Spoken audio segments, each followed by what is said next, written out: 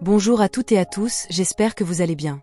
Je suis Francine, et je suis heureuse de vous retrouver sur Inspire-toi avec Francine, votre espace pour parler de développement personnel et de relations humaines. Aujourd'hui encore, je vous accueille avec beaucoup de bienveillance et de gratitude. Prenez un moment pour vous poser, détendez-vous et ouvrez votre cœur. Le message que je vais partager avec vous aujourd'hui pourrait bien changer votre façon de voir la vie et éclairer votre chemin. Imaginez-vous un instant, assis là, avec une tasse chaude entre les mains, le bruit doux de la pluie contre la fenêtre, ou peut-être le soleil qui caresse votre visage. Vous respirez calmement. Et dans ce silence, une petite voix intérieure murmure « Et si j'arrêtais de regarder tout ce que je ne sais pas faire ?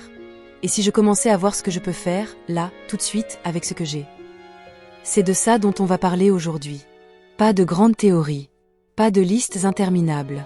Juste toi, moi, et une conversation sincère, comme si on était assis l'un en face de l'autre, dans un café tranquille, à parler de la vie. Tu sais, il y a quelques années, j'étais dans une période où je me sentais complètement perdue. Je voulais tout faire, tout bien faire. Je voulais être une bonne mère, une amie présente, une femme qui réussit professionnellement, une cuisinière hors pair, une sportive, une créative. Et bien sûr, je n'arrivais à rien. Je passais mes journées à courir après des idéaux qui n'étaient même pas les miens. Un soir, tard, alors que j'étais épuisée sur mon canapé, les larmes aux yeux, j'ai pris un carnet. Et j'ai écrit une seule phrase, qu'est-ce que je sais faire, vraiment ? Pas ce que les autres attendent de moi. Pas ce que je devrais faire. Juste, ce que je sais faire, avec le cœur léger, sans forcer. Et là, quelque chose s'est passé. J'ai écrit, j'écoute. Vraiment. J'ai toujours su écouter.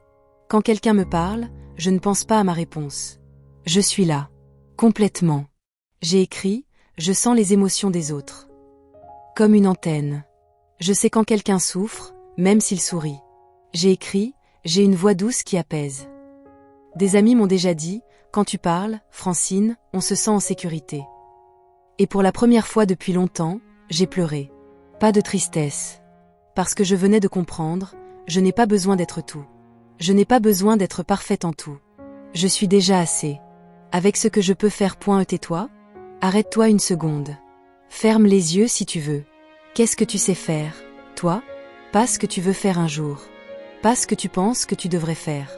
Ce que tu fais naturellement. Quand tu es dans ton élément. Quand le temps disparaît. Quand tu te sens vivant. Peut-être que tu sais raconter des histoires. Peut-être que tu sais faire rire les gens, même dans les jours gris. Peut-être que tu sais organiser, réparer, dessiner, consoler, motiver, cuisiner, écrire, chanter, vendre, enseigner, construire. Ce n'est pas une question de talent exceptionnel. C'est une question de vérité. Et si tu commençais à vivre à partir de là ? Je me souviens d'un matin, il y a 2 ans. J'étais dans ma cuisine, encore en pyjama, les cheveux en bataille. Mon téléphone a sonné. C'était une amie, en pleurs. Elle venait de se disputer avec son fils. Elle ne savait plus quoi dire. Elle se sentait nulle comme mère. Je n'ai pas réfléchi.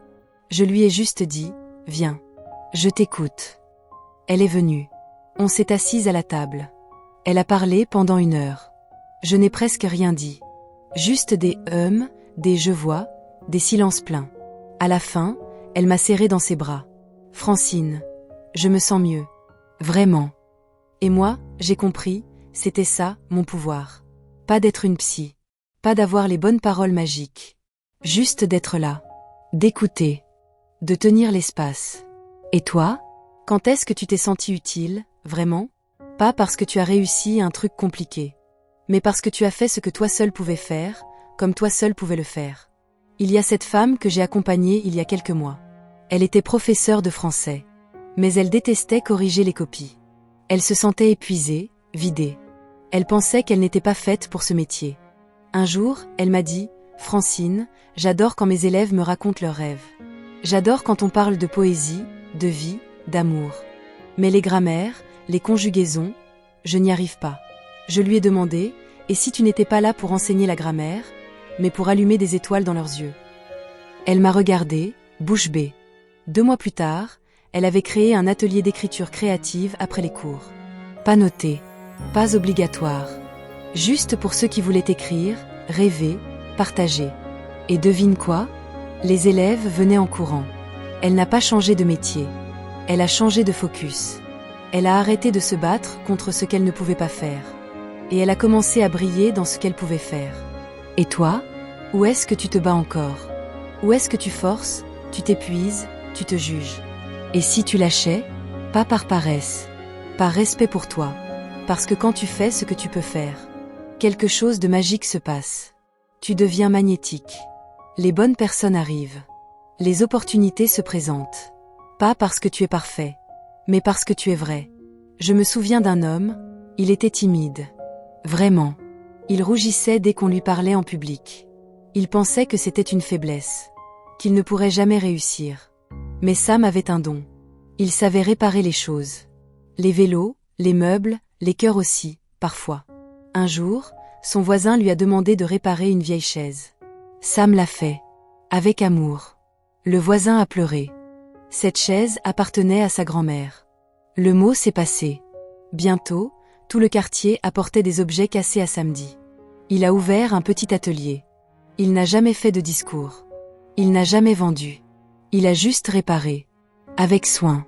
Avec silence. Avec présence. Aujourd'hui, il gagne bien sa vie. Et il est heureux. Pas parce qu'il a vaincu sa timidité, mais parce qu'il a accepté que sa force, c'était ailleurs. Et toi? Quelle est ta chaise cassée? Quel est ton petit geste qui change tout? Tu n'as pas besoin d'être grand. Tu as juste besoin d'être toi. Et quand tu doutes, souviens-toi de ça, le monde n'a pas besoin d'une autre version de quelqu'un d'autre. Il a besoin de toi. Avec tes forces. Avec tes faiblesses. Avec ton cœur. Je vais te dire un secret. J'ai peur, parfois. Peur de ne pas être assez. Peur que ma voix ne porte pas, peur que mes mots ne touchent personne. Mais à chaque fois que je parle comme ça, comme maintenant, je sens quelque chose en moi qui s'apaise. Parce que je ne joue pas un rôle. Je suis juste Francine. Qui écoute. Qui parle doucement. Qui croit en toi. Et toi? Quand est-ce que tu te sens le plus toi? Prends ce moment. Maintenant. Et dis-toi, je vais faire ce que je peux faire. Pas plus. Pas moins. Juste ça. Et si demain, tu te lèves? Et que tu fais une seule petite chose dans ta zone de lumière? Juste une. Écrire un mot gentil. Aider quelqu'un. Créer quelque chose. Ce sera déjà énorme. Parce que c'est le début. Le début de tout. Je termine avec une image. Imagine une forêt. Des milliers d'arbres. Certains sont grands, droits, majestueux. D'autres sont tordus, petits, fragiles. Mais tous ont leur place. Tous nourrissent la terre. Tous abritent la vie.